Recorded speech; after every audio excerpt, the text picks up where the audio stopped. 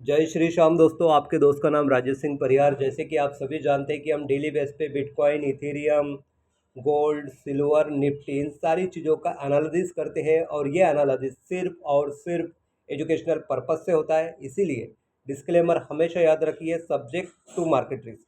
तो चलिए दोस्तों, कल मार्केट में क्या हुआ देख लेते। कल 16 अप्रैल 2026 बिटकॉइन में जो पॉइंट दिया था उस पॉइंट से लगभग $1505 की मूवमेंट हुई, यानी कि 1,35,450 रुपये की मूवमेंट देखी गई है। बात करते हैं इथेरियम की, तो लगभग $85 की मूवमेंट हुई, यानी कि 7,650 रुपये। बात करते हैं सिल्वर की, तो $2 की मूवमेंट हुई, यानी कि 180 रुपये। बात करते हैं निफ्टी की, तो लगभग $298 की मूवमेंट हुई, यानी कि 26,820 रुपये। और यही मूवमेंट अगर गोल्ड की देखते हैं तो लगभग $65 की मूवमेंट दोनों साइड हुई, यानी कि 5,850 रुपये। बात कर लेते हैं आज की 17 अप्रैल 2026 दिन की बात करूँ तो फ्राइडे, आज वीकली क्लोजिंग है, यानी मार्केट आज वोलेटाइल होएगा, दोनों साइड हो सकता है।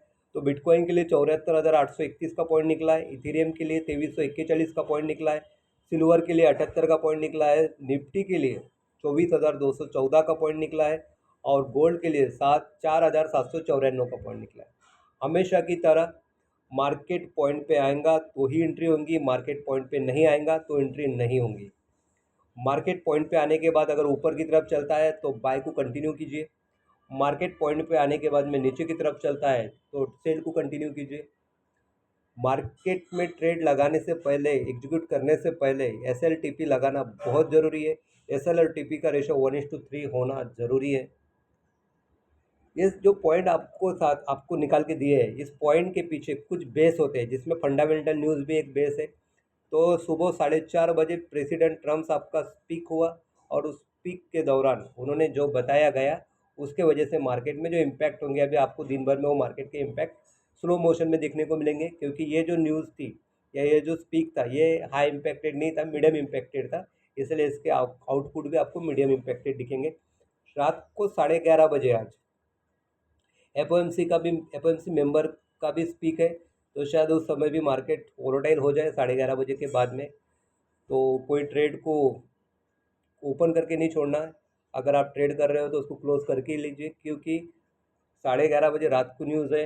देन उसके बाद में सैटरडे संडे मार्केट क्लोज है, तो उसके सारे इम्पैक्ट आपको मंडे को दिखेंगे, तो शायद मार्केट वोलेटाइल हो जाए। उसके बाद में बात करते हैं करेंसी स्ट्रेंथ मीटर की, तो यहाँ पे US डॉलर आपको स्ट्रांग दिख रहा है 80% और ऑस्ट्रेलियन डॉलर स्ट्रांग दिख रहा है 100% और यूरो आपको स्ट्रांग दिख रहा है 100%। ये मूवमेंट चेंज होती रहती है।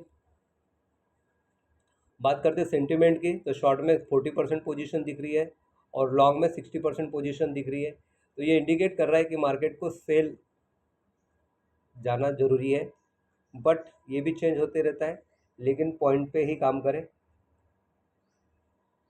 देन उसके बाद में यहाँ पे बीड और आस्क दिख रहे हैं। बीड और आस्क का एक रिकॉर्ड मैंने लाया हूँ, जिसके अंदर दिख रहा है कि 5,000 समथिंग पे भी जाने के चांसेस रखता है गोल्ड और 3,200 पे भी जाने के चांसेस रखता है गोल्ड, क्योंकि ऑलरेडी आस्क और बीड प्राइस ऑलरेडी वहाँ पे मेंशन हो चुकी है और उसी तरह लोगों ने वहाँ पे बीड और आस्क में ट्रेड एग्जीक्यूट करके रखा है, यानी पोजीशन लेके रखी है। उसके बाद में बात करते हैं टेक्निकल की, तो टेक्निकल में पूरी तरह मार्केट बुलिश दिख रहा है, यानी कि बाय के चांसेस दिख रहे हैं।